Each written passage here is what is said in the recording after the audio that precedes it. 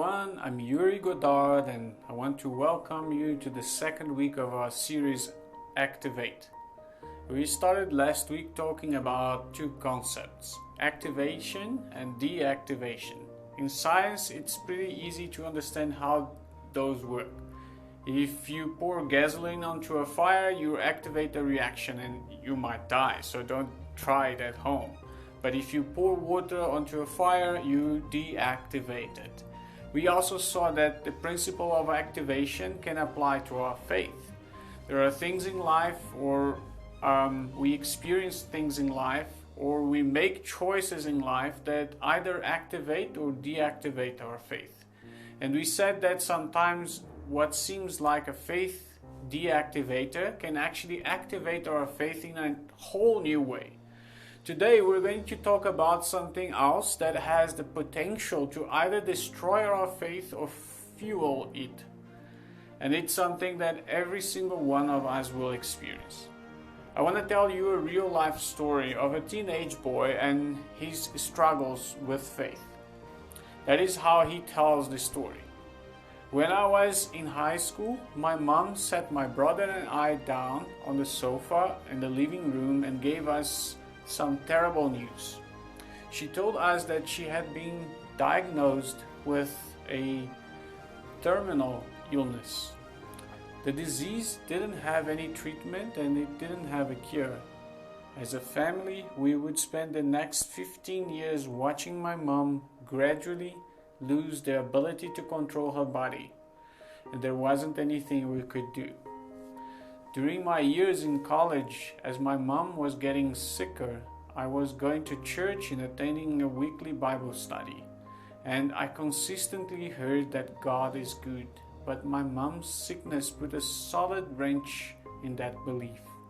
How could God be good yet allow my mom to suffer like this? I was wrestling with some serious doubts. Here's the thing. For some of us, doubt is a good description of how we feel about our faith right now. And the truth is, all of us will experience doubt in our faith at some point. It doesn't always happen the same way for everyone, but each one of us experience some level of doubt. Doubt is what happens when what we see and experience doesn't line up with what we believe. It creates questions, sometimes really difficult ones. And if faith is supposed to be about having all the right answers and being sure of everything, then doubt and faith don't feel like they fit together at all. Maybe you grew up really sure about what you believe, but then a professor started poking holes at what the Bible said, or maybe it was a family member or friend. Doubt crept in and you wondered if you had gotten it wrong. For some of us, doubt didn't creep in slowly. Sometimes something happened in our lives and doubt knocked down the door and started flipping over the furniture. I have friends whose family members have died suddenly, and they're trying to figure out how something so awful could happen to their mom or their son or their grandparent. What do you say to a friend who's hurting and asking God why God would allow such tragedy? For you, it might be a meltdown in your family, or your parents are growing older and you're facing a set of challenges you have no idea how to navigate. So your world has felt rocked since then, and you're not sure how or who you can trust. Maybe you lost your job and you're asking God how He could let this happen. All these circumstances can cause doubt, and doubt has a way of deactivating faith. And maybe that's why some of us have been taught that doubt is a bad thing, especially when it comes to our faith. We were told that we always need to be sure about what we believe and why we believe it, or else we're not sure about God. But what if faith is not about having all the right answers and having everything figured out? What if Faith is more about the real relationship with God that gets more real when we have questions. What if doubt didn't deactivate our faith but instead made it grow? Last week, we talked about how incredibly transparent and honest the Bible is about the weaknesses and failings of most of its most important people, including those who were Jesus' closest friends. Not only did they make mistakes and fail, but they also struggled with doubt. But that doubt didn't destroy their faith. In fact, it had the opposite effect. There's a story in the book of Matthew where the disciples took a boat ride across the Sea of Galilee, a huge lake located in Israel. Jesus had gone up a mountainside by himself to pray and told the disciples he would catch up with them later. Now, I bet the disciples assumed that they would meet up on land, but Jesus decided to meet them in the middle of the lake. This is how Matthew describes it. Shortly before dawn, Jesus went out to them, walking on the lake. When the disciples saw him walking on the lake, they were terrified. "It's a ghost," they said, and cried out in fear. But Jesus immediately said to them, "Take courage, it is I. Don't be afraid." Matthew 14:25-27. So let's be clear on this. Jesus' friends were terrified. The situation freaked them out. They thought Jesus was a ghost, and you can't blame them. They were in the middle of a sea storm, and there was one time tested cold hard fact of life. People cannot walk on water. The only safe place to be was in a boat, and Jesus wasn't in one. And here is where things got even more interesting. Peter made an incredible request to Jesus. "Lord, if it's you," Peter replied, "tell me to come to you on the water." And what's even crazier is Jesus' response. "Come," he said. So now we have one of the greatest moments of faith you could ever imagine. Peter stepped out of the boat in the middle of a lake with waves crashing around him and started walking toward Jesus. You'd think that this was the biggest faith victory of all times, and it was for a few steps. Then reality sunk in. I bet Peter, the seasoned fisherman, looked down and realized that what he was doing was physically impossible. Water isn't a stable walking surface, and the big waves and restless water were just too much. Just like that, doubt gripped Peter and he became afraid.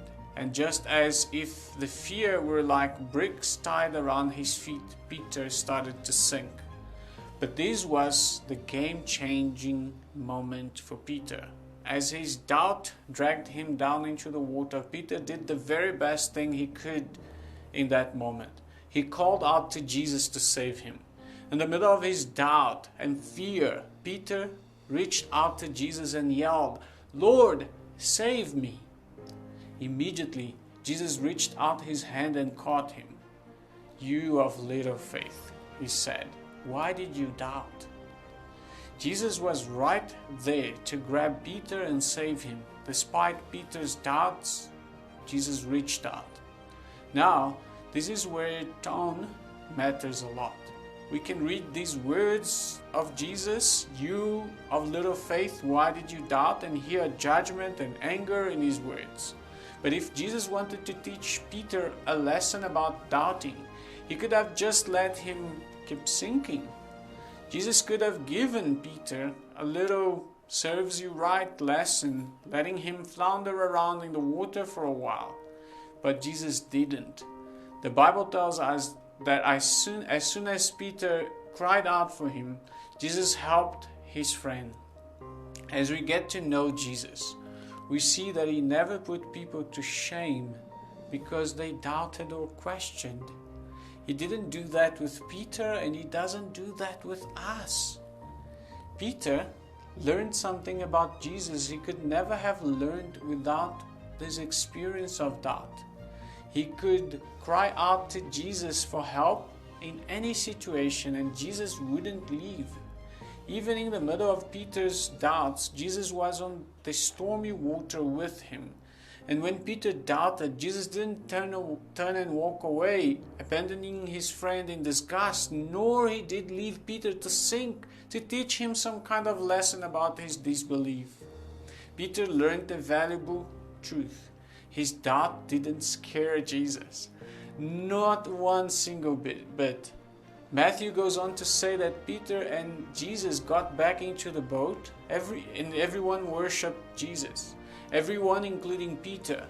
His experience of doubt activated his faith and moved him closer to Jesus. You see, Jesus is okay with our doubt. In fact, doubt can fuel our faith. But what about you and what about me? What should we do with our doubt? For one thing, we can decide that our doubts won't keep us away from Jesus. That even when we have questions, big questions, we won't let them shut down our faith. First, we can share our doubts with Jesus and with others. Cara Powell, a professor at Fuller Seminary, says that doubt isn't toxic to our faith, but unexpressed doubt is. Doubt becomes a deactivator of faith when we hold it inside, when we choose to not express it. Faith can be activated when we voice our doubts to Jesus and to other Jesus followers who can help us out. Jesus doesn't get mad at us for our doubts. He wants us to reach out to Him even when we're frustrated and confused. Sometimes the best prayer is like Peter's. Lord, save me. We can also express our doubt to people who we trust. This is why being in a life group can be so important. Find people who you can be honest with about your doubts and fears. Second, we can keep our focus on what we know about Jesus. In the middle of difficult and confusing circumstances, it's easy to focus only on the things we don't know. I don't know why some people get cancer and others don't. I don't know what's going to happen tomorrow or even the rest of the day. But there is a lot that I do know about Jesus and what He's done for me. And I'm guessing you do too. So here's something you can try. Make a list of what you know to be true about Jesus and what He's done for you. It doesn't have to be a perfect list. It's just for you. Write down what you've learned about Jesus, the ways He's shown up in other people's lives and in the world around you. Write down how you've experienced Him in your own life, and when you feel doubt creeping in or kicking the door down, pull out that list and remind yourself of what you know is true about Jesus. The reality about doubt is this. When you go to Jesus, you might not get answers to your questions.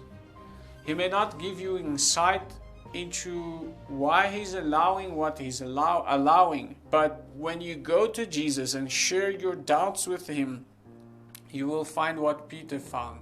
He's right there with you. He's not mad. He's not leaving. You might not get answers, but you will get Him, and that's a game changer. Even as Peter doubted, there was one thing he learned was true. Jesus is real, and He was there with him. Faith is about trusting God and having a relationship with Him so that when we are unsure and afraid, we can go to Him and He will meet us there. And those moments can actually activate our faith. Imagine if we didn't have to be afraid of doubt and that it was even okay to express our doubt. I think we would be much more likely to invite Jesus into those areas where we have a lot of questions. We would want to involve Jesus in our families and workplace and those areas of our lives that are difficult and confusing. We would bring up the hard questions knowing that Jesus would totally be okay with that. No matter where you are in your faith journey, you will experience doubt at some point. But those doubts don't have to deactivate your faith in Jesus. They can activate it if you let them draw you closer to Him. Because Jesus is okay with your doubts. Let's do that. Blessings.